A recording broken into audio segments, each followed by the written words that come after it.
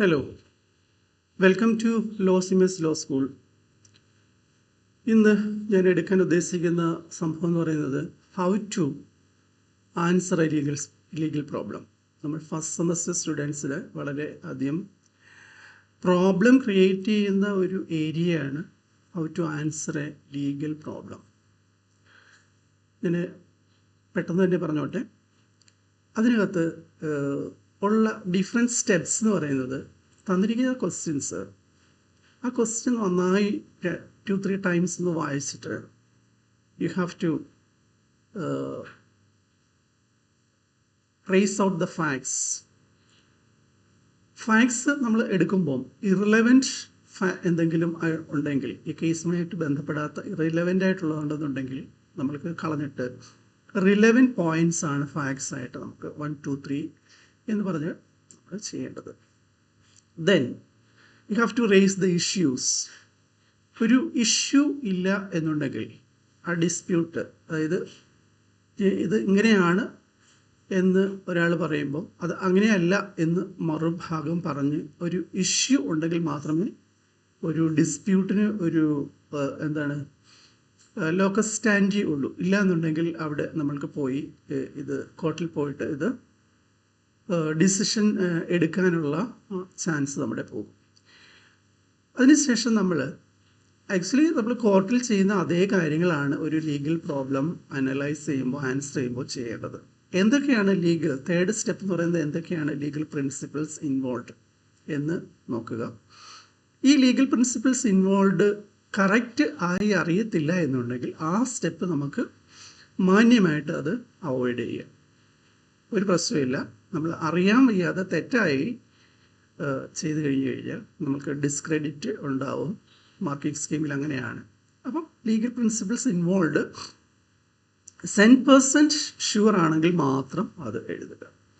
പിന്നെ നമ്മൾ നോർമലി ഇവിടെ കോടതിയിൽ ചെയ്യുന്നത് ഫേവറായിട്ട്, ആ കേസ് കൊടുക്കുന്ന ആളിന് ഫേവറായിട്ട് കുറേ ആർഗ്യുമെൻറ്റ്സ് ഉണ്ടാവും, അതിന് അഗൻസ്റ്റായിട്ട് ഡിഫെൻസീവ് ആർഗ്യുമെൻറ്റ്സ് ഉണ്ടാവും. അപ്പം arguments favour and arguments against.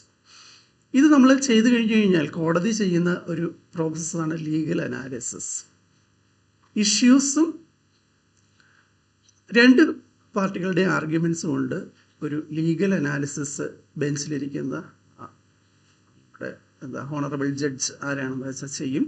ശേഷം ഒരു റീസൺഡ് ഡിസിഷൻ ഉണ്ടാവും. ആ റീസൺഡ് ഡിസിഷനകത്ത് കണക്റ്റഡ് കേസസ് വെച്ചിട്ടായിരിക്കും റീസൺഡ് ഡിസിഷൻസ് എല്ലാ ജഡ്ജ്മെൻറ്റിലും വരുന്നത്. അപ്പം actually answering to a legal problem എന്ന് പറയുന്നത് നമ്മൾ കോടതിയിൽ നടക്കുന്ന അതേ പ്രൊസീജിയറാണ്. ഞാൻ അധികം നീട്ടുന്നില്ല. നമ്മുടെ ഫസ്റ്റ് പ്രോബ്ലം 2024 കാലിക്കറ്റ് യൂണിവേഴ്സിറ്റിയിൽ 5 ഇയേഴ്സിന് വന്ന ഒരു പ്രോബ്ലമാണ്. ക്വസ്റ്റ്യൻ ഇതാണ്: X purchased A ticket four A seat in cinema show. He was forcefully turned out of cinema hall by the manager Y, who had mistaken impression that X had not paid for the ticket. Discuss the liability of Y. Clear ആണല്ലോ? എന്താണ്? X lawfully purchased a ticket for cinema show. ഫാക്ട്സിലെ first one. Second എന്താണ്?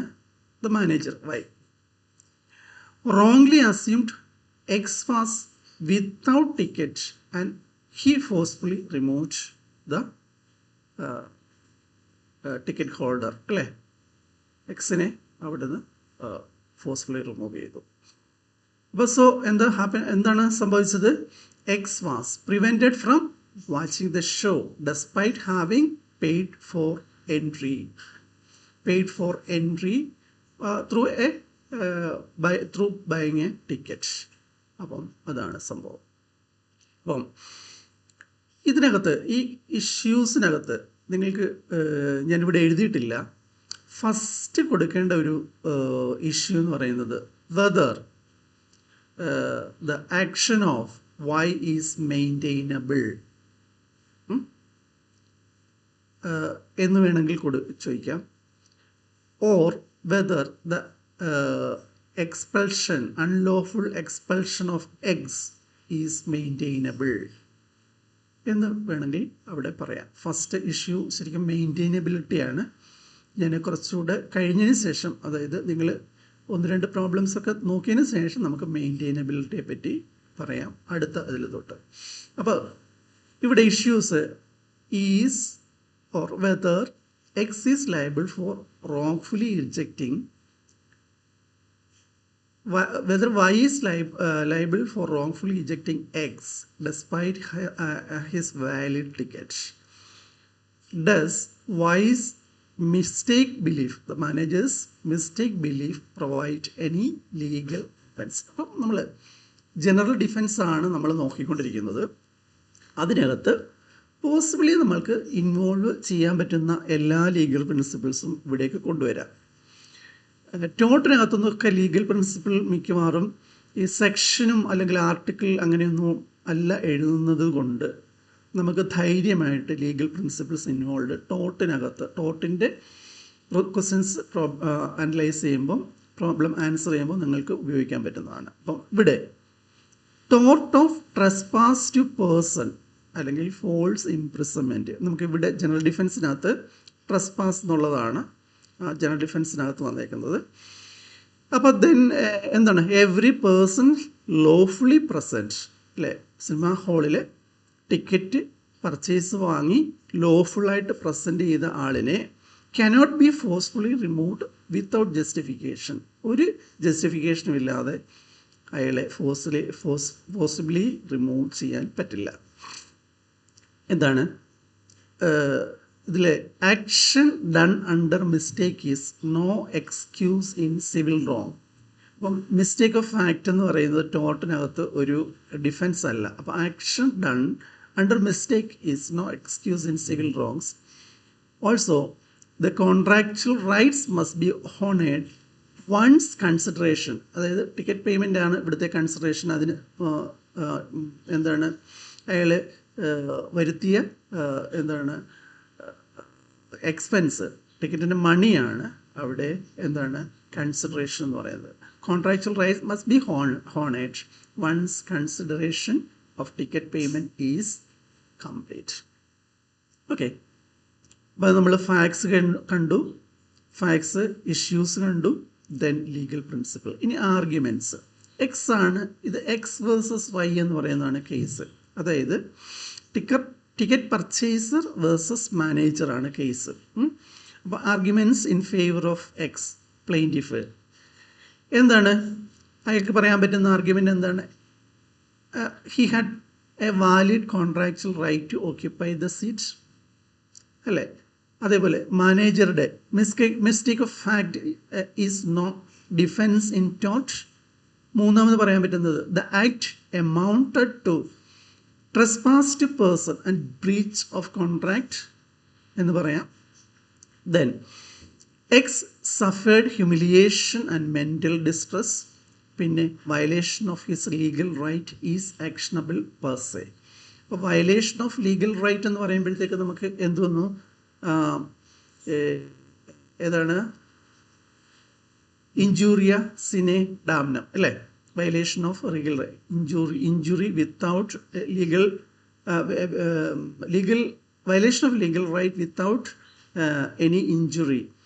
Actually അയാൾക്ക് injury ഒന്നും, damage ഒന്നും ഉണ്ടായിട്ടില്ല, പക്ഷേ അയാളുടെ എന്താണ് ഒരു റൈറ്റ്ഫുള്ളായിട്ടുള്ള ടിക്കറ്റ് പർച്ചേസർ ആയതുകൊണ്ട് അയാളുടെ ലീഗൽ റൈറ്റ് ലോഫുള്ളി ഫിലിം കാണാനുള്ള അയാളുടെ ലീഗൽ റൈറ്റ് വയലേറ്റ് ചെയ്യപ്പെട്ടു. സോ അവിടെ എന്താണ് ഇഞ്ചൂറിയ സിനെ ഡാംനം വേണമെങ്കിൽ അതും നമ്മൾക്ക് കൊണ്ടുവരാം.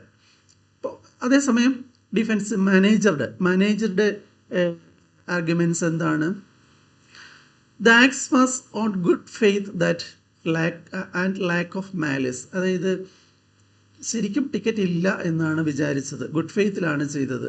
മാലിസ് എന്ന് പറയുന്നത് ഇൽ ഇൻറ്റൻഷൻ ഒന്നും ഉണ്ടായിട്ടില്ല. And it was a bonafide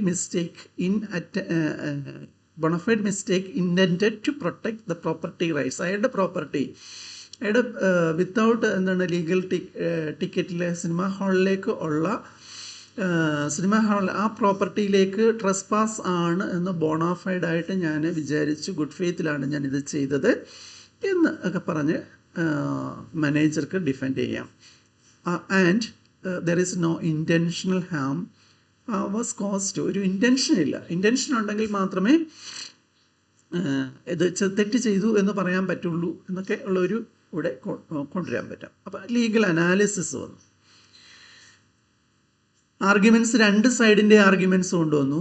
രണ്ട് സൈഡിൻ്റെ ആർഗ്യുമെൻറ്റ്സ് വന്നിട്ട് കോടതി എന്താ ചെയ്യുന്നത്? Legal analysis. മാനേജർ ഹാസ്, കോടതി പറയുകയാണ്, ബെഞ്ച് പറയുകയാണ്, manager has the duty to respect contractual right of entry once a valid ticket is issued. ഒരു വാലിഡ് ടിക്കറ്റ് ഇഷ്യൂ ചെയ്ത് കഴിഞ്ഞാൽ അയാൾക്ക് കോൺട്രാക്ച്വൽ റൈറ്റ് ഉണ്ട്. എന്താണ്? ഡ്യൂട്ടി ടു റെസ്പെക്ട്, അത് ഉണ്ട്. അപ്പം അടുത്ത ലീഗൽ അനാലിസിസ് എന്താണ്? Mistake belief does not excuse wrongful. Mistaken belief ഒന്നും ഒരു റോങ്ഫുൾ ഇജക്ഷനെ എന്താണ് എക്സ്ക്യൂസബിൾ അല്ല. അപ്പോൾ Y's act interfered with ex lawful right and constitute a trespass എന്ന് വേണമെങ്കിൽ പറയാം. അപ്പോൾ ഡിസിഷൻ. അപ്പം ലീഗൽ അനാലിസിസിനകത്ത് നമ്മൾ ചെയ്യേണ്ടതെന്ന് പറയുന്നത് നമ്മളുടെ ഇഷ്യൂസ് റോങ്ഫുള്ളി ഇജക്റ്റ് ചെയ്തത് ശരിയാണോ, മിസ്റ്റേക്കൺ ബിലീഫ് എന്ന് പറയുന്നത് ശരിയാണോ എന്നുള്ളതാണ്. ആ രണ്ട് കാര്യങ്ങൾ ഇവിടെ ഡിസ്കസ് ചെയ്തു. എന്താണ്? ആ കോൺട്രാക്ച്വൽ റൈറ്റ്, ആ വാലിഡ് ടിക്കറ്റിൽ ഉള്ള ആ സംഭവം എന്ന് പറയുന്നത്, നിങ്ങൾ മാനേജറിന് ഒരു ഡ്യൂട്ടി ടു റെസ്പെക്റ്റ് ഉണ്ടായിരുന്നു, കോൺട്രാക്ച്വൽ റൈറ്റ്, അത് അയാൾ വയലേറ്റ് ചെയ്തു. എന്താണ്? പിന്നെ അയാളുടെ mistaken belief does not excuse wrongful ejection, അത് രണ്ടും വന്നു. അപ്പം എന്താണ് അവിടെ വന്നത്? ഒരു ട്രെസ്പാസ് വന്നു. അപ്പം injuria sine damnum, violation of legal right without any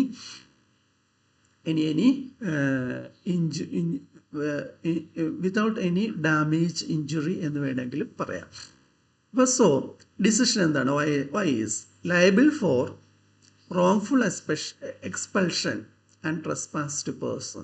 X is entitled to damages for humiliation and loss of enjoyment. അയാൾ എക്സ് എന്തായാലും ഡാമേജസിന് എൻറ്റൈറ്റിൽഡ് ആണ്. ഇനി ഇതിനകത്ത് കണക്റ്റഡ് കേസസ് എന്തൊക്കെയാണെന്ന് നോക്കാം. ഈ സെയിം ഫാക്ട്സ് വെച്ചിട്ട് ഒരു കേസുണ്ട്, Hurst versus picture theatres limited. എന്താ അതിനകത്തെ ഫാക്ട്സ് എന്താണ്? Plaintiff bought a valid ticket to a theatre but was wrongly accused of non payment and forcibly removed. Same ഫാക്റ്റാണ്. എന്താണ് അവിടെ issue? Whether the theatre manager was justified in expelling a person lawfully on the premises. അപ്പം അവിടെ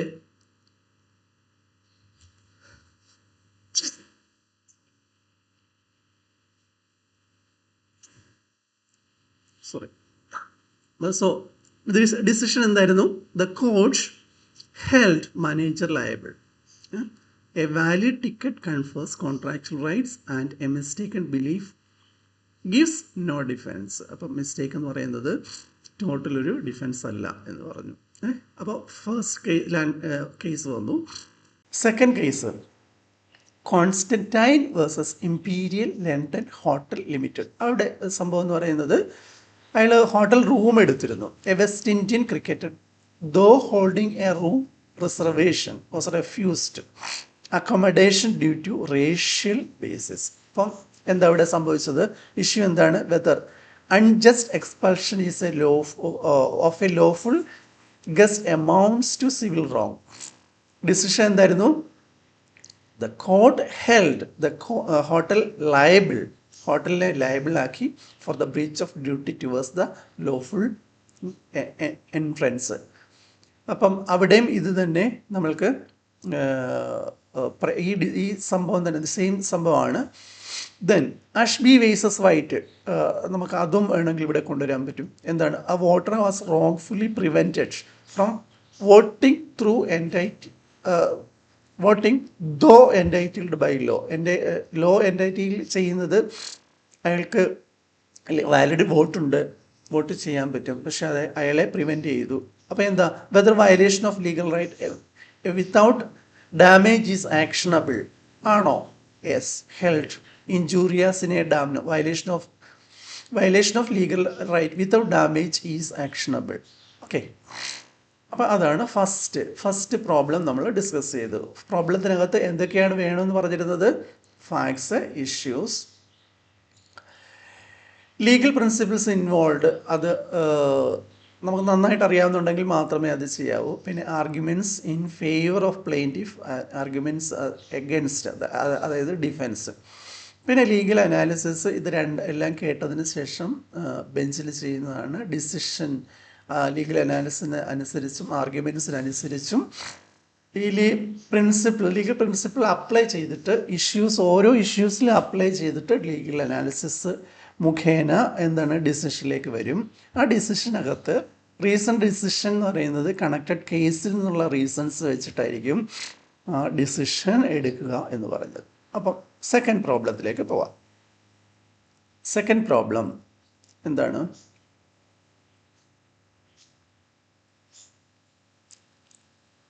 A public electric pole with a live wire was uprooted during rain and storm. The husband of X died due to electric shock. Discuss the liability of authorities. Clear ആണല്ലോ? അപ്പോൾ അതിലത്തെ facts എന്തൊക്കെയാ? A live electric pole was uprooted during heavy rain and storm. The wire remained unattended and caused death by electrocution. അല്ലേ? Electricity pass ചെയ്ത് ഉള്ള സംഭവത്തിനാണ് electrocution എന്ന് പറയുന്നത്. Then the authority failed to disconnect the current, the power supply or ensure safety. Power supply അവിടെ ചെയ്തില്ല, disconnect ചെയ്തില്ല, safety ensure ചെയ്തില്ല, authority അതിൽ ഫെയിൽ ചെയ്തു. അതാണ് ഇതിനകത്തെ ഫാക്ട്സ് എന്ന് പറയുന്നത്. Issue: whether the electric authority is liable for death caused by the fallen off live wire. Can act of God be claimed as a defence? അപ്പോൾ നമ്മൾ ആക്ട് ഓഫ് ഗോഡ് എന്ന് പറയുന്നത് ഇവിടെ ഡിഫെൻസ്, ജനറൽ ഡിഫെൻസ് ഇൻ ടോട്ടിനകത്തെ ഒരു one of the ഒരു ഡിഫെൻസാണ്. അപ്പോൾ അതിവിടെ അപ്ലൈ ചെയ്യാൻ പറ്റുമോ എന്ന് ചോദിക്കാം. ഇനി ലീഗൽ പ്രിൻസിപ്പിൾസ് ഇൻവോൾവ് വേണം എന്നുണ്ടെങ്കിൽ നമ്മൾക്ക് നെഗ്ലിജൻസ് എന്ന് പറയുന്ന ടോട്ട് വരാം. സ്ട്രിക്റ്റ് ലയബിലിറ്റി എന്ന് പറയുന്ന, അതായത് അതോറിറ്റിക്ക് സ്ട്രിക്റ്റ് ലയബിലിറ്റി അവിടെ നമ്മൾക്ക് കൊടുക്കാം. ദെൻ ലീഗൽ മാക്സിമായിട്ട് റസ് ഇസ്പ ലൊക്കിറ്റർ, അതായത് the thing speaks for it self എന്ന് പറയുന്നത്, അതതിൻ്റെ ആ കാണുമ്പോൾ തന്നെ, അറിയുമ്പം തന്നെ എന്താണ്, വേറൊരു പ്രൂഫൊന്നും വേണ്ട, ആ കാര്യം അതിൻ്റെ ഫോട്ടോ എന്തെങ്കിലും ഒന്ന് കിട്ടിയാൽ മതി. അവിടെ എന്താണ് പവർ ഫെയിലിയർ, പവർ കട്ട് ചെയ്താൽ മതിയായിരുന്നു, അവിടെ ആ സംഭവം ഉണ്ടാകത്തില്ല. പിന്നെ ഇനി rule in Rylands versus Fletcher, അതായത് strict liability for escape of dangerous things. ഇനി ഡിഫെൻസ് കൊണ്ടുവരാൻ പറ്റുന്ന ഏതാണ്? Act of God only when event is unforeseeable and without human negligence. Human നെഗ്ലിജൻസും അൺഫോർസിയബിളും ആയിട്ടുള്ളതാണ് എന്നുണ്ടെങ്കിൽ എന്താ, ആക്ട് ഓഫ് ഗോഡ് എന്ന് പറയുന്ന ഡിഫെൻസ് നമുക്കിവിടെ കൊണ്ടുവരാൻ പറ്റും. ഇവിടെ എന്താ സംഭവിക്കുന്നത്? ഡ്യൂറിങ് റെയിൻ ആൻഡ് സ്റ്റോം എന്നേ പറഞ്ഞല്ലോ. ഹെവി റെയിൻ എന്നോ ഹെവി സ്റ്റോം എന്നോ, എന്താണ് ചരിത്രത്തിൽ ഇതുവരെ ഇല്ലാത്ത ഒരു വലിയ റെയിൻഫോൾ ആണെന്നോ അത്രയ്ക്ക് വലിയൊരു സ്റ്റോം ആണെന്നോ ഒന്നും പറഞ്ഞില്ല. ദാറ്റ് ഈസ് നമ്മളിവിടെ അണ്ടർസ്റ്റുഡാണ് നോർമൽ റെയിൻ, നോർമൽ ഒരു കാറ്റ്, ഒരു സ്റ്റോം എന്ന് നമുക്ക് പറയാം, മനസ്സിലാക്കാൻ പറ്റും. അപ്പോൾ ഇവിടെ ഫാക്ട്സ്, ഇഷ്യൂസും വന്നു, ലീഗൽ പ്രിൻസിപ്പിൾസ് ഇൻവോൾവ് അതും കഴിഞ്ഞു. നമ്മൾ നേരെ കോടതിയിലേക്ക് ചെന്നു, നമ്മുടെ കേസ് എടുത്തു, ആർഗ്യുമെൻറ്റ്സ്, പ്ലെയിൻറ്റിഫിൻ്റെ ആർഗ്യുമെൻറ്റ്സ് കൊണ്ടുവന്നു. ആർഗ്യുമെൻറ്റ്സ് കൊണ്ടുവന്നപ്പോൾ എന്താണ്? The authority owed a duty to care. Duty to care എന്താന്ന് വന്നിട്ടില്ല എന്നുണ്ടെങ്കിൽ നെഗ്ലിജൻസ് ഉണ്ട് എന്ന് പറയാം. ഓക്കെ, അപ്പോൾ എന്താ? Authority owed a care a duty of care to maintain electrical safety. Electrical safety maintain ചെയ്യാൻ എന്നുള്ള ആ എന്താണ് ഡ്യൂട്ടി ഓഫ് കെയർ അതോറിറ്റി അത് ഇവിടെ നടത്തിയില്ല. Then storm or foreseeable events, preventive measures were required. Storm വരുന്ന സമയത്ത് വേണമെന്നുണ്ടെങ്കിൽ ജസ്റ്റ് ഒരു കാര്യമേ ഉള്ളൂ, പവർ നമ്മൾ ബ്രേക്ക് ചെയ്താൽ മതി അല്ലേ? പവർ ഒന്ന് ബ്രേക്ക് ചെയ്യാമെന്നുണ്ടെങ്കിൽ ലൈൻ ഒന്ന് മെയിൻ ഒന്ന് ഇത് ചെയ്യാമെന്നുണ്ടെങ്കിൽ എന്താണ് ഓഫ് ചെയ്യാമെന്നുണ്ടെങ്കിൽ ഈ പവറൊക്കെ അവിടെ ഫോർസിയബിൾ ആണത്. Failure to disconnect current indicates negligence അല്ലേ?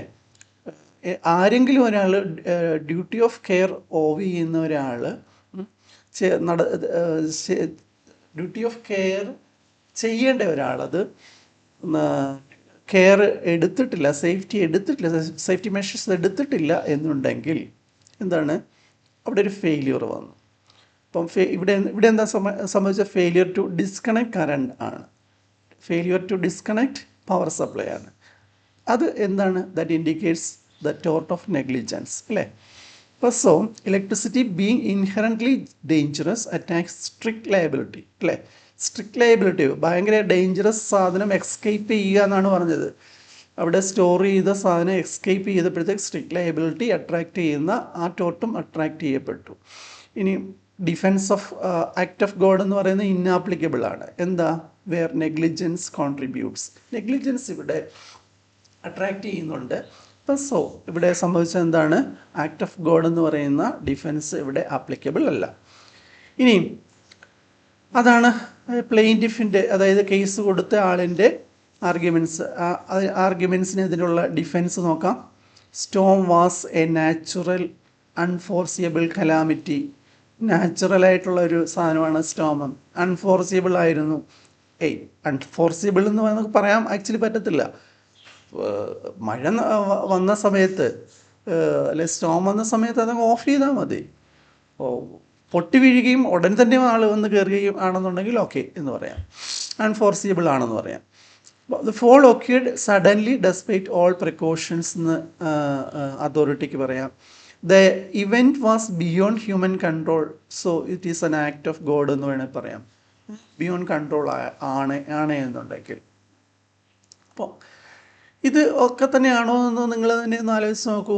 അപ്പോൾ എന്താണ് അവിടെ ബെഞ്ചിലുള്ള ആൾ ലീഗൽ അനാലിസിസ് നടത്തുന്നത്? Electricity is a hazardous substance. ശരിക്കും evident its supplies of a non delegable duty of care അല്ലേ? ഒരു മറ്റൊരാൾക്ക് അദ്ദേഹം തന്നെ ചെയ്യേണ്ടതാണ്, അതിന് റെസ്പോൺസിബിളായിട്ടുള്ള കൺസേൺഡ് ആൾ തന്നെ ഡ്യൂട്ടി ഓഫ് കെയർ എടുക്കേണ്ടതാണ്. അത് നോൺ ഡെലിഗബിൾ ആണ്. Natural forces do not absolve liability. Natural forces ഒന്നും ഈ ലയബിലിറ്റി എടുത്തുകൊണ്ട് മാറ്റിത്തരത്തില്ല. Where precautionary measures are possible. ഇവിടെ പ്രിക്കോഷണറി മെഷർ പോസിബിൾ ആയിരുന്നു. Failure to ensure disconnection of എന്താണ് പവർ ഓർ സേഫ്റ്റി അല്ലേ? Failure to ensure safety proves negligence and triggers strict liability. ഒന്ന് മാത്രമല്ല, നമ്മളിപ്പോൾ ഡിഫെൻസ് മാത്രമല്ല, ഇവിടെ ജനറൽ ഡിഫെൻസ് മാത്രമല്ല നോക്കുന്നത്, പല കാര്യങ്ങളും നോക്കുന്നുണ്ട്. ഓക്കെ, അപ്പോൾ ഇത് എന്താ സംഭവിച്ചത്? ലീഗൽ അനാലിസിസ് നമ്മളുടെ ഇഷ്യൂസുമായിട്ട് കണക്ട് ചെയ്ത് നോക്കിയപ്പോൾ എന്താണ്? ഇലക്ട്രിസിറ്റി അതോറിറ്റി ലയബിൾ ആണ് എന്ന് പറഞ്ഞു, ആക്ട് ഓഫ് ഗോഡ് അല്ല എന്നും. ആ രണ്ട് കാര്യങ്ങളും ഇവിടെ പറഞ്ഞു. ഇപ്പോൾ ഡിസിഷൻ എന്താണ്? Decision: the authorities R liable under the tort negligence as well as strict liability principles അല്ലേ? പിന്നെ നെഗ്ലിജൻസ് വന്നു, അതുപോലെ act of God. Act of God എന്ന് പറയുന്ന general defence. Act of God defense fails due to foreseeable risk and lack of due care. Due care എന്താണ് കുറവും അതേപോലെ ഇത് ഫോസിബിളായിട്ടുള്ള ഒരു റിസ്ക്കും ആയിരുന്നത് കൊണ്ട് ഡിഫൻസ് ആയിട്ട് നമുക്ക് ആക്ട് ഓഫ് ഗോഡ് കൊണ്ടുവരാൻ പറ്റത്തില്ല. അതാണ് അതിൽ ഡിസിഷൻ. ഓക്കെ, ഇത്രയും കിട്ടിയെന്ന് തോന്നുന്നു, മനസ്സിലായെന്ന് വിചാരിക്കുന്നു. അടുത്തത് നമ്മൾക്ക് ഇതിലേക്ക് പോകാം. എവിടെ ഏതൊക്കെയാണ് കണക്റ്റഡ് കേസസ്? ഇതിന് തന്നെ ഈ ഫാക്റ്റ് തന്നെ ഉള്ള കേസസ് ഉണ്ട്. MP ഇലക്ട്രിസിറ്റി ബോർഡ് വേഴ്സസ് എന്താണ് എസ് കുമാരി. എന്താണ് എ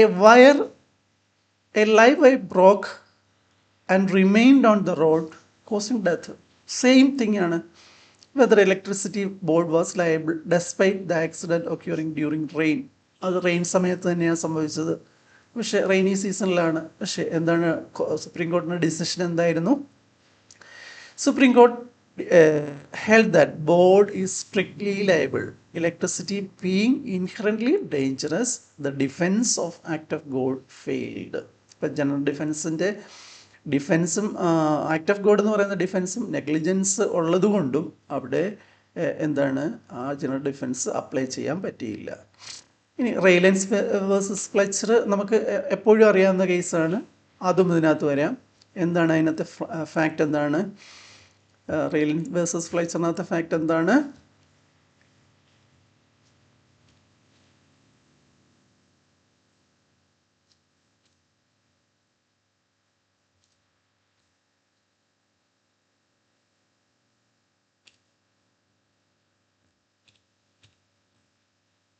എന്താണ് ഫാക്റ്റ്?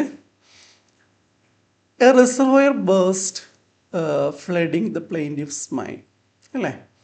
അപ്പം അത് ലയബിൾ ആണോ എന്നുള്ളതാണ് ചോദ്യം.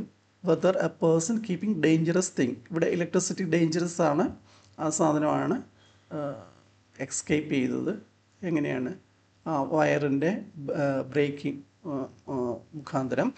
അപ്പോൾ establish the rule of strict liability. If A dangerous thing escapes the keeper is liable even without negligence. Negligence ആണ് എന്ന് ഉണ്ടെന്ന് പറഞ്ഞാലും അത് അവിടെ എന്താണ് ആ ഡേഞ്ചറസ് സബ്സ്റ്റൻസ് എസ്കേപ്പ് ചെയ്ത് വേറൊരാൾക്കൊരു ഡാമേജ് ഉണ്ടാക്കി, ആ ഡാമേജ് എന്താണ് സ്റ്റോർ ചെയ്ത് ആ ഡേഞ്ചറസ് സബ്സ്റ്റൻസ് സ്റ്റോർ ചെയ്ത ആള് ലയബിളാണ്. ഇപ്പം നിക്കോളാസ് വേഴ്സസ് മാർഷ്ലാൻഡും ഇത് തന്നെയാണ്. അപ്പം നിങ്ങൾ ആ ബാക്കിയുള്ള 2 കേസും നിങ്ങൾ തന്നെ ഒന്ന് വായിച്ച് നോക്കുക. ഓക്കെ, ഇപ്പോൾ കേസസ് എങ്ങനെയാണ് ചെയ്യേണ്ടതെന്നുള്ളത്, ലീഗൽ പ്രോബ്ലംസ് എങ്ങനെയാണെന്നുള്ളത് മനസ്സിലായി കാണുമെന്ന് വിചാരിക്കുന്നു. Okay, thank you. Thank you for watching and listening.